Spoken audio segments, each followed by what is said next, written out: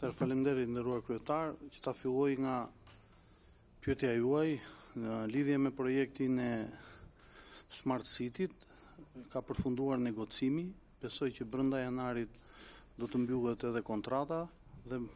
një afat pak a shumë rreth 18 muaj mendojmë që sistemi do jetë funksional. Në lidhje me pyetjen tuaj për ai ka parashikuar buxheti dhe ai i përmbush ato detyrimet që na lindin ne për pagat dhe orët shtesë dhe orët e natës në fakt ndaj punonjësve të policisë. I kemi parashikuar të gjitha dhe nëse jepet në masën e kërkuar, ai plotson 100% nevojat për punonjësit e policisë për pagat, orët shtesë, orët e natës, që zakonisht i përfitojnë shërbimet me uniform, por edhe shërbimi në rast të sezonit veror që e dim që në zonat e plazheve ne intensifikojmë shërbimin duke alokuar forca nga qarqet e tjera. I nderuar zoti Balliu, në lidhje me pyetjet tuaja, asnjëra nuk ka lidhje me buxhetin, megjithatë unë do të jap përgjigje që të kërkosh nga një organizat që i ka dhënë 227 dëshmor atë dheut dhe të thuash që është e inkriminuar pse individ caktuar rezultojnë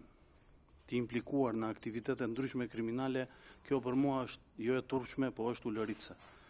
Dhe unë dua t'ju bëj thirrje që mos përbaltni policinë e shtetit. Përgjegjësia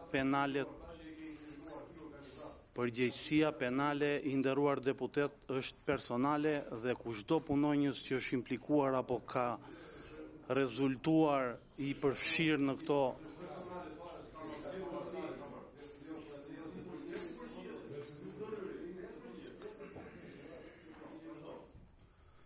përfshirja e disa individëve të caktuar nga policia e shtetit, qofse edhe pse kanë emra konkret,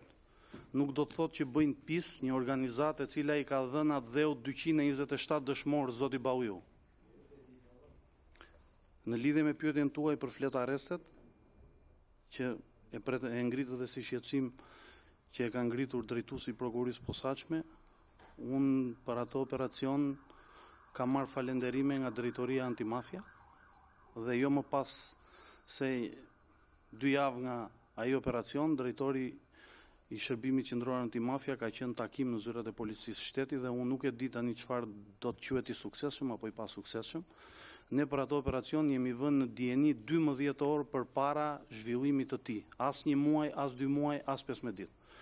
Dhe në momentin e zhvillimit të operacionit ne nuk kemi pas në mbikëqyrje të fshet fizike apo në vëzhgim asnjë nga subjektet e atij operacioni. E gjithë aktiviteti policor operacional është zhvilluar në më pak se 12 orë. Dhe ju theksoj që të pretendosh që të arrestosh 50 veta për 12 orë, të jeni të bindur zoti Balliu që është shumë e lehtë ta thuash, por ta bësh në realitet është shumë e vështirë. Që të pretendosh që për 12 orë të kesh mundësi në një kohë të arrestosh 50 veta njerësh, ajo operacion ka qenë i suksesshëm sepse ka kapur masën më të madhe të personave të implikuar. Edhe 50 pulat i kesh të mbyllura në stadium nuk i kap dot për 12 orë. Po në stadiumin e Tiranës, jo në stadiumin Olimpiko të Romës apo në një stadium tjetër. Kjo është përgjigjja ime.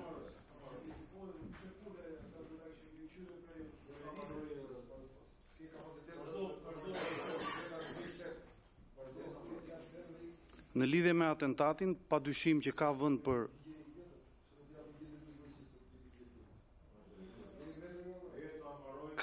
për të analizuar dhe ne jemi në proces e sipër, çështja është në hetim, unë nuk mund të them më shumë se sa kaq.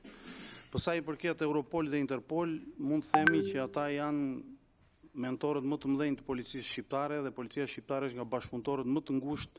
të këtyre 2 organizatave. Kemi një bashkëpunim të shkëlqyer me Europol dhe një bashkëpunim të shkëlqyer me Interpol. Mund të përmendim bashkëpunim me Interpol vetëm për rastet e ekstradimit nga Emiratet e Bashkuara Arabe, që nuk ka ndodhur në asnjë shtet tjetër. Janë 9 persona të ekstraduar nga Emiratet e Bashkuara Arabe, që besoj janë dëshmitar që asnjë shtet tjetër nuk ka mundur ta marrë. Është suksesi i policisë apo është i qeverisë apo është analizën bëheni ju, unë po them që ka një merit të jashtëzakonshëm Departamenti për Madhërinë Ndërkombëtare në Policinë e Shtetit Shqiptar dhe gjej rastin t'i falenderoj se nuk i kanë falenderuar sa duhet për punën që kanë bërë në lidhje me këtë gjë. Në lidhje me arrestimin e ish-presidentit Ilir Meta, çështja është nën hetim dhe unë nuk kam çfarë të them, përveç faktit që për sa i përket opinionit tim, atje nuk kemi të bëjmë me një veprim arbitrar, por kemi të bëjmë me përdorimin e forcës në rastet kur ka rezistencë ndaj arrestimit dhe në çdo forcë policie të botës, pavarësisht si e ke emrin apo çfarë detyre ke pas më parë, policia e shtetit në rastet kur bën rezistencë apo te i kalon atë masën e atyre gjërave që duhet thuash në momentet e arrestimit, përdor forcë të nevojshme që besoj ka qenë proporcionale në raport me situatën.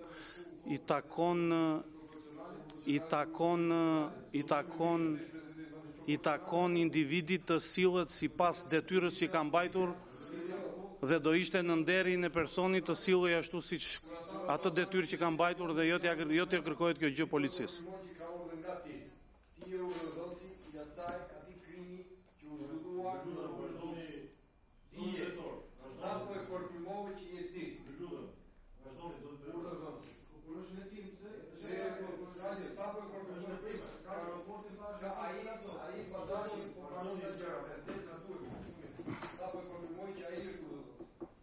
E nderuar deputete zonja Xhaxha, në lidhje me pyetjet tuaja,